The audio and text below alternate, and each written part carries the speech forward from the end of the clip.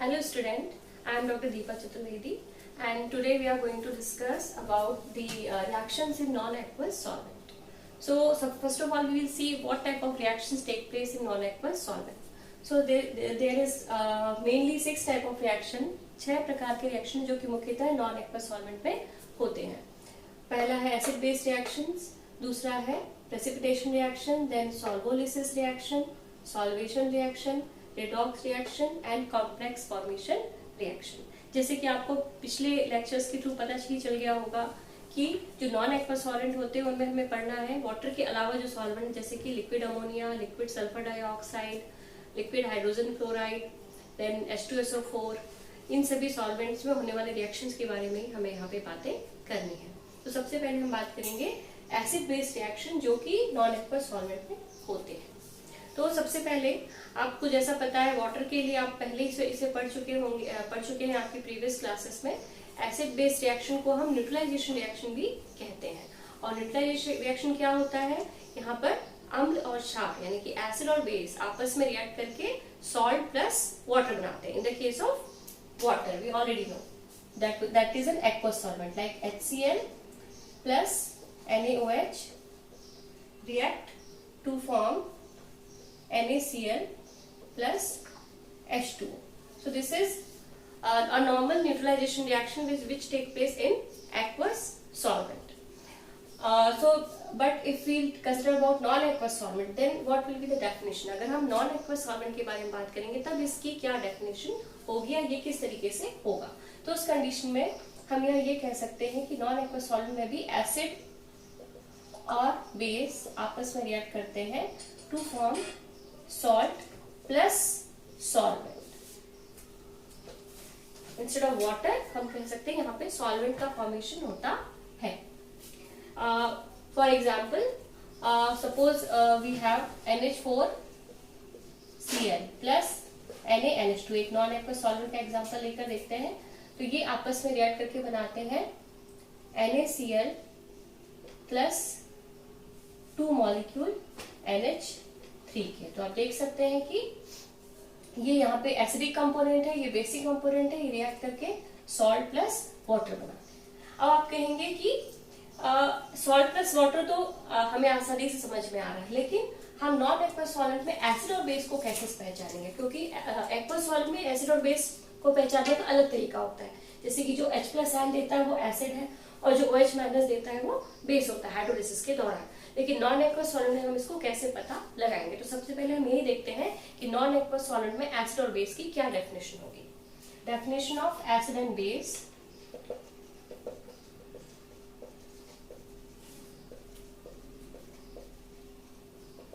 In non aqueous solvent.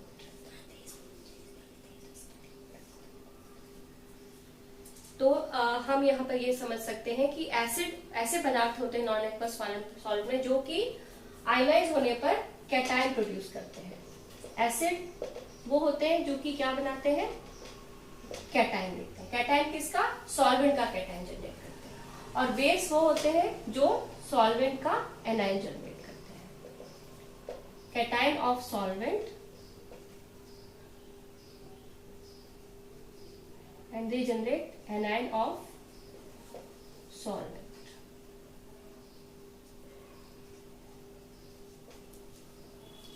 So for example, ammonia जब ionize होता है, it is a non-aqueous solvent. So when it will ionize,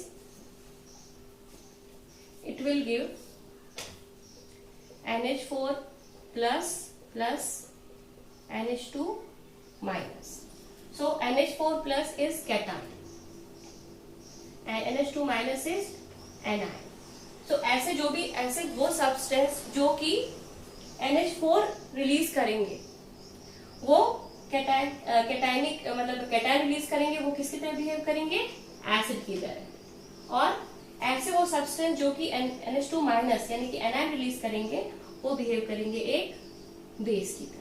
तो for example अभी हमने ये वाला एग्जाम्पल रखा था ऊपर, इसमें NH4Cl से हमें क्या मिल रहा है, NH4 पॉजिटिव.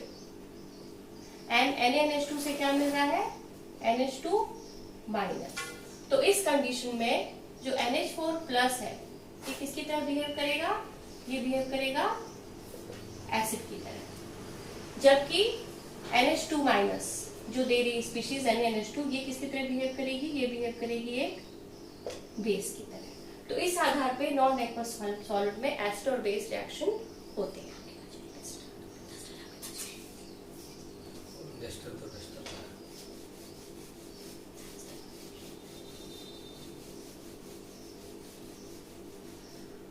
अब हम देखेंगे कि लिक्विड अमोनिया में कितने कौन कौन से और एसिड बेस रिएक्शंस होते हैं। तो now we will see acid base reaction in liquid ammonia.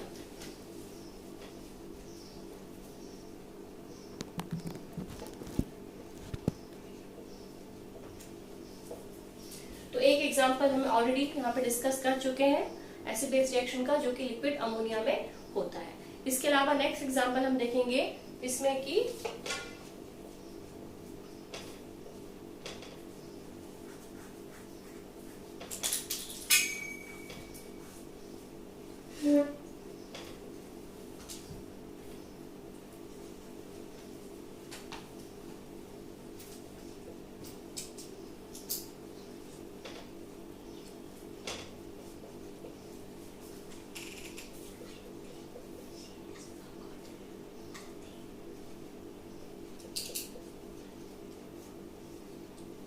यहाँ पर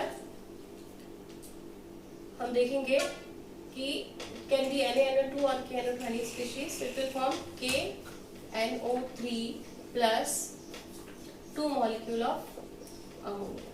So here this first part is giving NH4 plus ion and second part is giving NH2 minus. So this will react as acid and this will react as base to form this salt and water. So such type of reaction take place in liquid ammonia. Now the next is liquid sulfur dioxide. Acid base reaction taking place in liquid sulfur dioxide.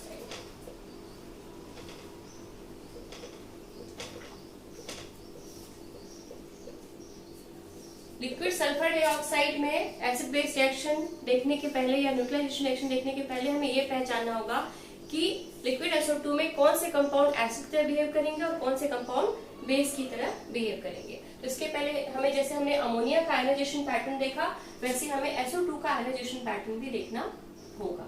तो SO2 जो है इसके दो molecule जब ionise होंगे तो ionise होते हैं SO2 plus and SO3 2 minus में। अब SO2 plus is a cation and SO3 2 minus is anion.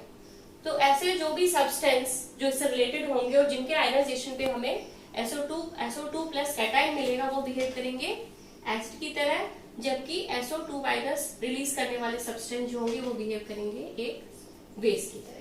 तो इस आधार पे हम लिक्विड SO2 में होने वाली एसिड बेस रिएक्शन को आसानी से पहचान सकते हैं। फॉर एग्जाम्पल इसका पहला एग्जाम्पल लेंगे जिसमें SOCl2 रिएक्ट करता है Na2SO3 से। SOCl2 की अभिक्रिया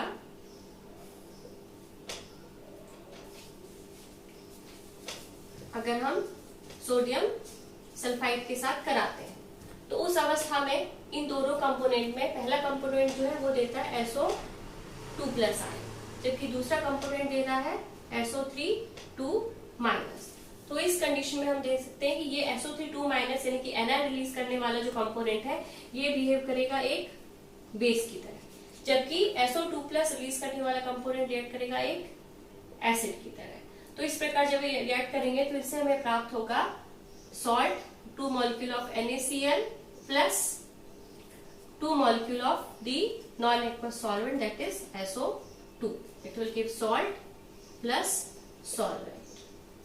तो इस प्रकार से लिक्विड SO2 में अम्ल क्षार अभिक्रिया या एसिड बेस रिएक्शन होती है। इस तरीके से और भी एग्जाम्पल एक और एग्जाम्पल हम देख सकते हैं जिसमें कि लिक्विड SO2 में अम्ल क्षार अभिक्रिया हो रही है।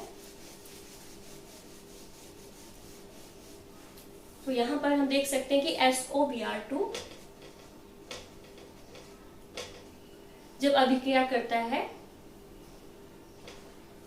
एक कॉम्प्लेक्स सॉल्ट है,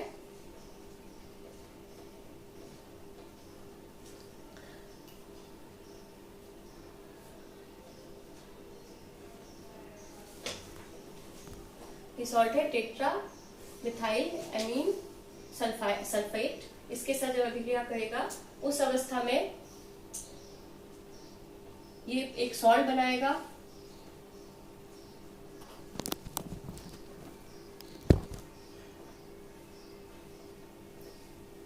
टू मॉलिक्यूल इस सॉल्ट के बनेंगे,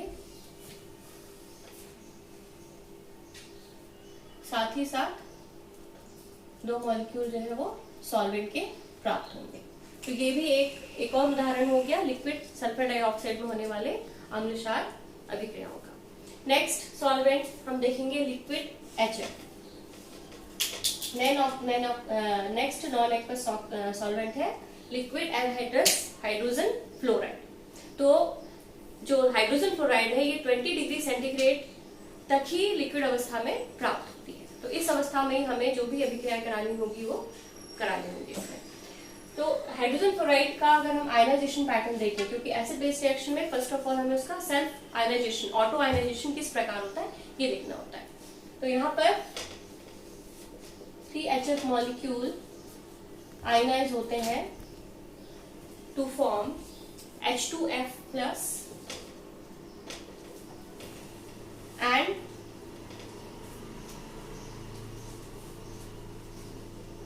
HF2 माइनस। इस तरीके से ये आयनाइज होते हैं। तो इसमें फर्स्ट इज कैटायनिक कंपोनेंट। जो भी कंपाउंड इस कैटायनिक कंपोनेंट को रिलीज करेंगे वो बिहेव करेंगे एसिड की तरह, और जो भी कंपोनेंट इस एनायनिक कंपोनेंट को रिलीज करेंगे वो बिहेव करेंगे बेस की तरह।